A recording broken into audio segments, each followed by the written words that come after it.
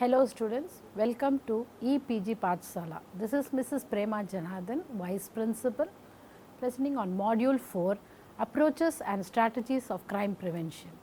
The learning objectives clearly differentiate between the different approaches to crime prevention, understand the practical strategies that can be used effectively to deter crime such as crime prevention through environmental designs, defensible space situation crime prevention, community crime prevention, prevention based on routine activities, prevention based on crime patterns, pockets of crime, collective responsibility for prevention, cost and benefits of crime prevention. Introduction. As explained in the previous module, there are three approaches to crime prevention. The environmental approach which includes situational crime prevention techniques and broader urban planning initiatives, aims to modify the physical environment to reduce the opportunities for crime to occur. The social approach focuses on the underlying social and economic causes of crime in the community, and it also faces on the limitation, the supply of motivated offenders, and includes developmental and prevention of community development models. The criminal justice approach. The criminal justice approach refers to various programs delivered by police and courts and correction that aim to prevent recidivism among those people who have already engaged in offending behavior and who have come into contact with the criminal justice system. Crime prevention strategies. CPTD, crime prevention through environmental design. Under this strategy, the ways to prevent crime is through the design the total environment. It is the opposite of the reactive strategies of the police and closely related to rational choice theory. Crime reduction can be achieved through policies that convince potential criminals to desist from criminal activities, delay their actions or avoid a particular target. Thus, crime prevention can be achieved through one of the three ways. Potential targets are carefully guarded, means to commit crime are controlled, potential offenders are carefully monitored. Crime prevention efforts aimed at people such as general and specific deterrence are less sure to work because of the high mobility of people. People are not permanent fixtures of an environment or very long, they move around a good deal throughout the day.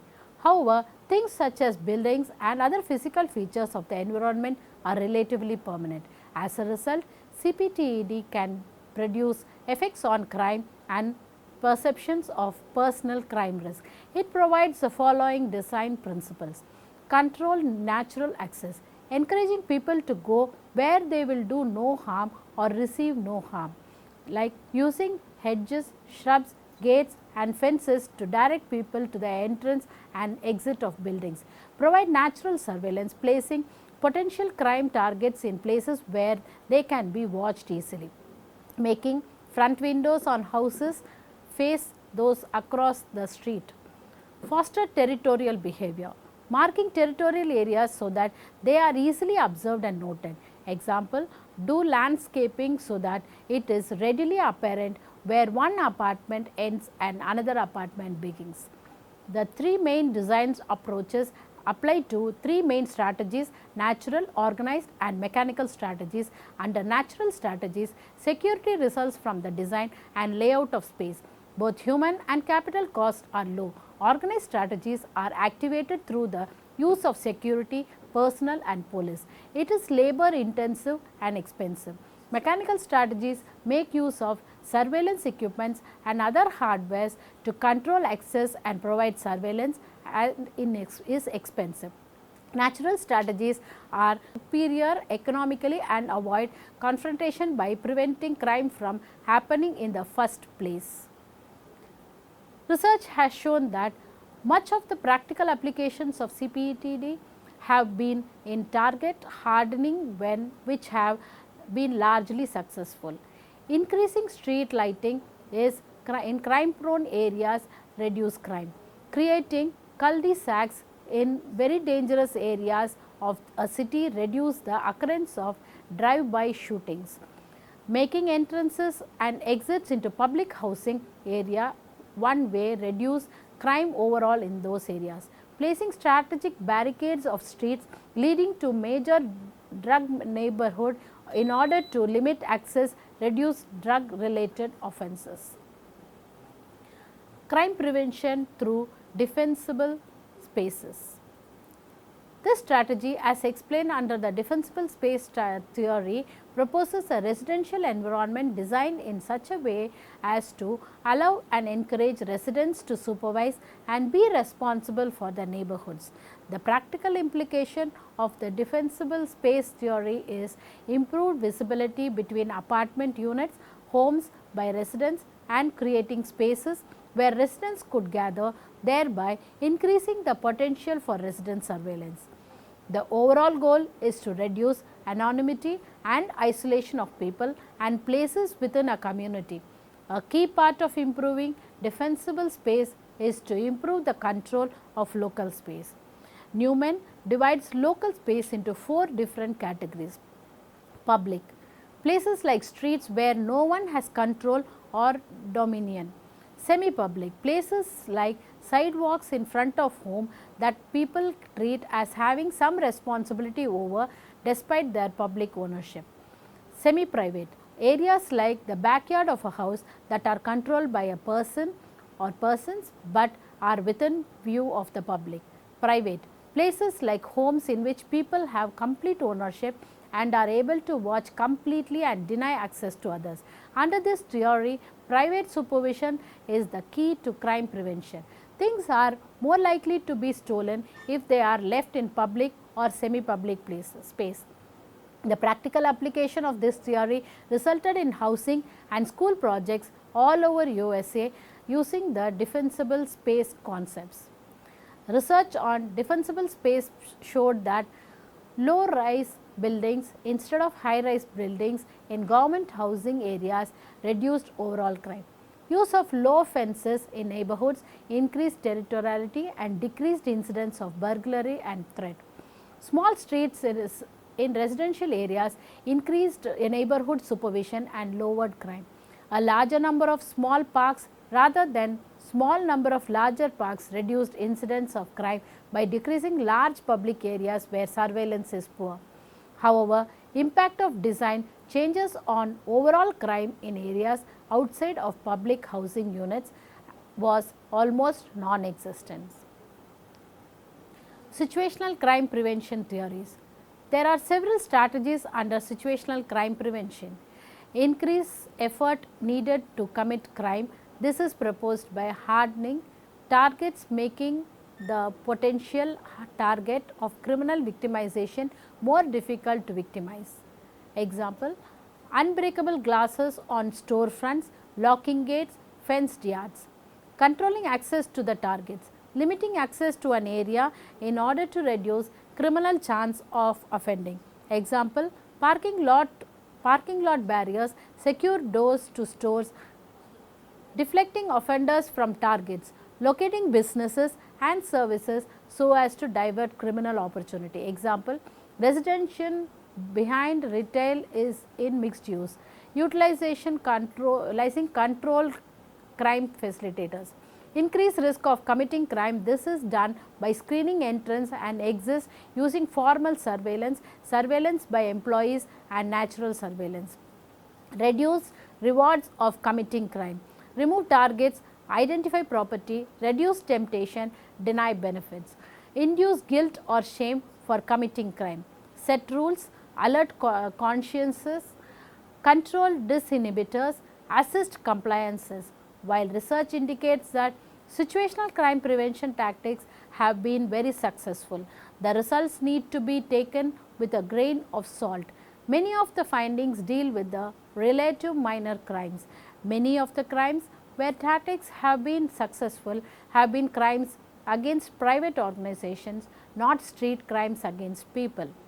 Methods used to evaluate effectiveness of the tactics have been less than scientific, with no control groups and almost no follow-ups. Community crime prevention strategies.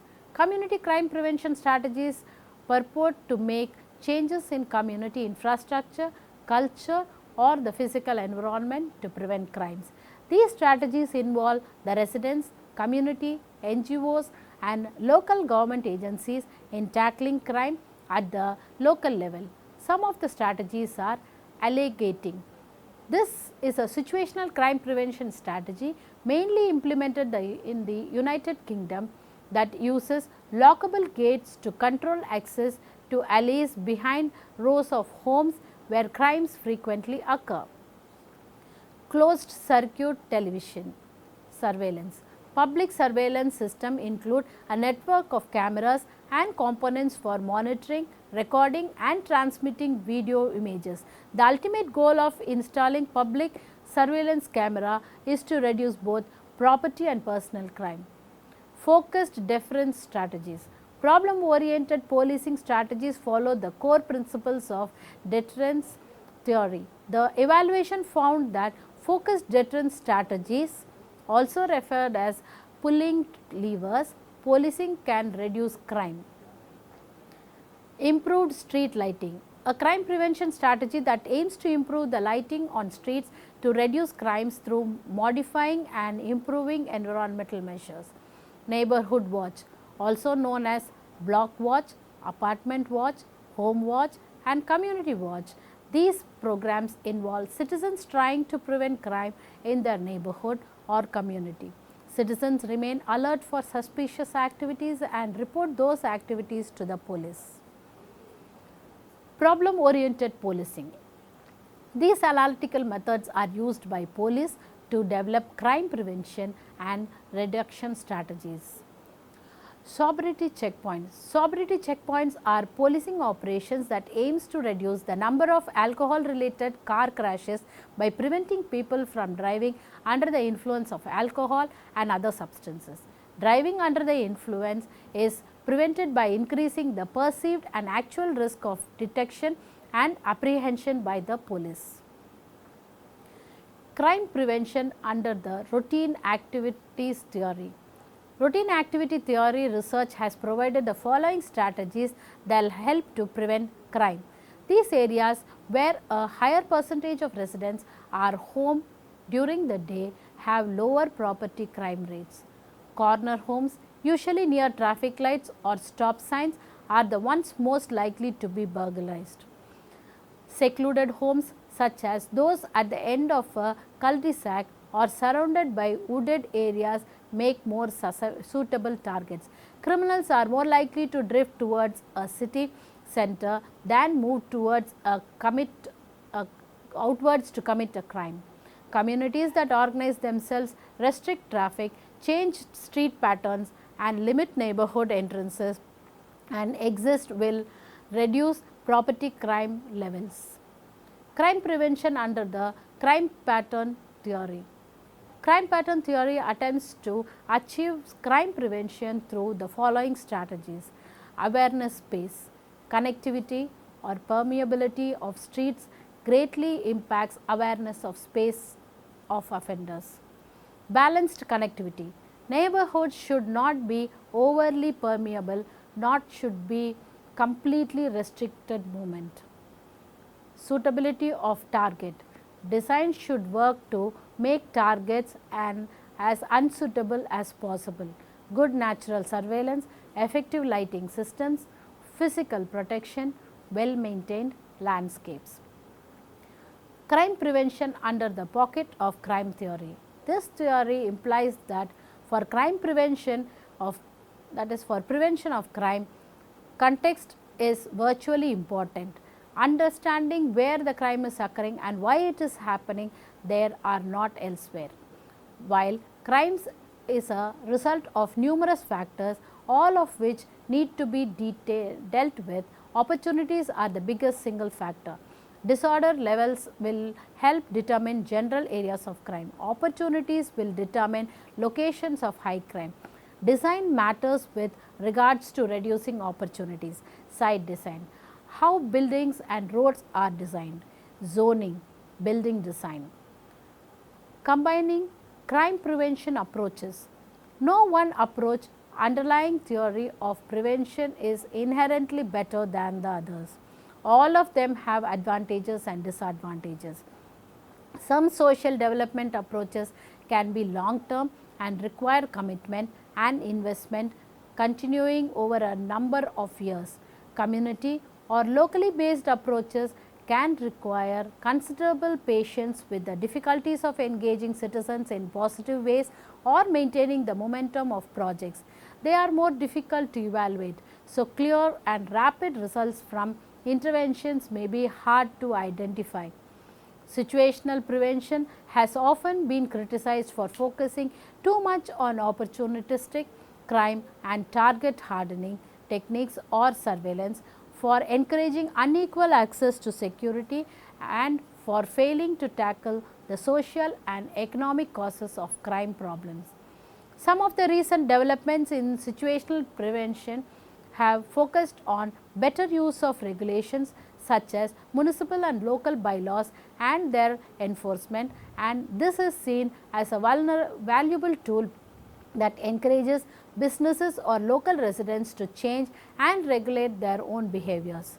No specific crime prevention approach should be considered superior to the others. Any approach that is selected should form part of a strategic and balanced plan, and the advantages and disadvantages of each approach in a particular context should be considered.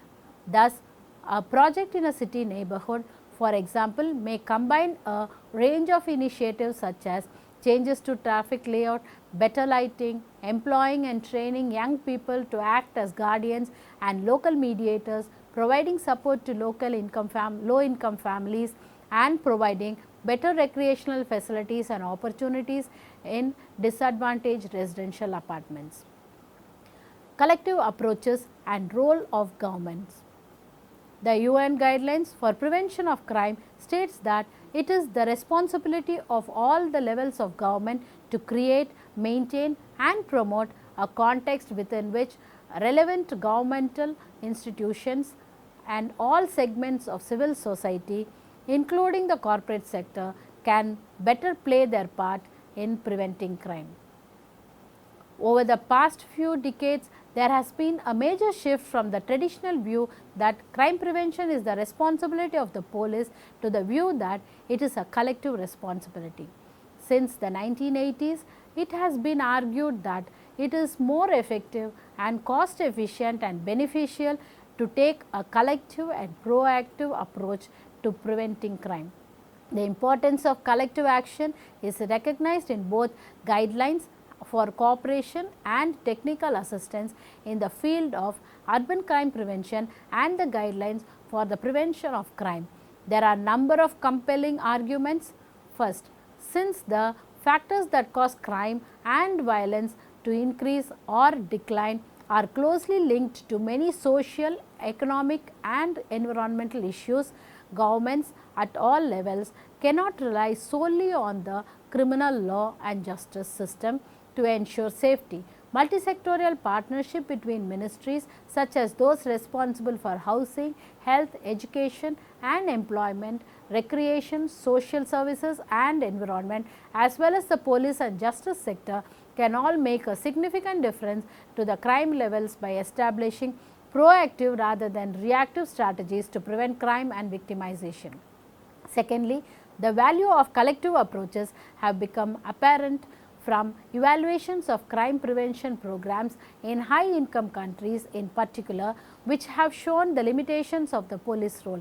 In almost all countries, for example, the majority of crimes are never reported to the police. It has also been demonstrated that prevention helps reduce the cost of criminal justice interventions. The criminal justice system is primarily reactive, that is acting after offences have been committed.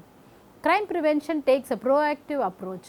Moreover, there can be other benefits from timely prevention programs such as improving social functioning and employment prospects and rebuilding communities, all of which can help to reduce social and economic cost in a city or country. Cost and benefits of crime prevention. The criminal justice system is a very costly to maintain in all countries. So, any reductions in rates of crime and in the number of people processed through the courts and prisons are likely to save on policing, prosecution, defense and court costs and the considerable expenses of running prison and parole systems. Apart from the criminal justice costs of crime, there are many long-term social and economic costs associated with lost productivity and social and welfare services incurred by offenders and their families. For example, when breadwinners are imprisoned or children taken into care. The costs of crime also include the cost for victims in terms of their health and their ability to work or go to school or to take care of their own families. Estimates of the cost of crime for victims and society in terms of health, lost earnings and productivity suggest that these can be given higher than the criminal justice cost. Finally, all expenditure on protective security such as technological systems, private policing or fencing and barriers must be included in the cost of crime. Over the past decades, a number of studies of the costs and benefits of crime prevention programs have been conducted.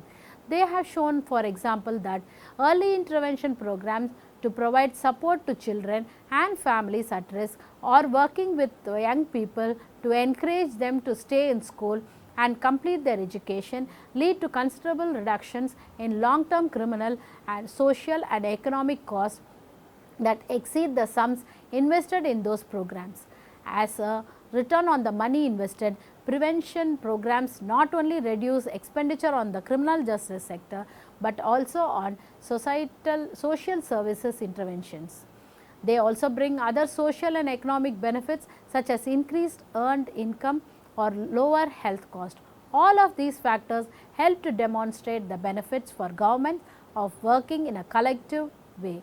Thus, national governments that develop a national strategy on crime prevention through a multisectorial partnership across ministries can help to facilitate and support the development of strategies and planned responses at the sub-regional level and with local governments and civil society. Local governments are in the best position to understand their own needs and strengths as well as citizens' concerns. Working in partnership with local service sectors, citizens and stakeholders can be a difficult process, but such partnerships are likely to be more effective than imposing a strategy. The guidelines for cooperation and technical assistance in the field of urban crime prevention place particular emphasis on the importance of a local approach to crime. It is not just national or local authorities and service sectors, however, that can help to prevent crime. The role of local communities is crucial. The involvement and cooperation of local civil society demonstrates that government action alone cannot succeed in creating healthy and safe communities. Governments need to work in partnership with communities and civil society organizations. Contemporary crimes prevention is therefore a strategic process and methodology for responding to crime and safety issues. It recognizes that crime affects people in their daily lives at the local level and is a major factor affecting the quality of their lives. Conclusion: based on practical implication, interventions, delivered activities, there are three approaches to crime prevention: the environmental approach, social approach and criminal justice approach. Different theories of crime prevention such as CPTED, defensible space, situational crime prevention, routine activities, crime pattern and broken windows provide different types of strategies to achieve crime prevention. Community crime prevention methods are focused and aimed changing the cultural and physical environment so as to reduce opportunities for crime. Most of the strategies have developed through practical applications. Every approach of crime prevention and its underlying theory has its own advantages and disadvantages. A combination of strategies suitable to the particular context is a better and effective method of crime prevention. For a traditional view of crime prevention as the responsibility of the police, it is now increasingly acknowledged as a collective responsibility with leadership provided by all levels of government. Crime prevention is a proactive approach, and timely prevention approach programs deliver benefits in the form of improved social functioning, employment prospects and rebuilding of communities that reduce social and economic cost of a nation. Thank you for visiting EPG Pathshala.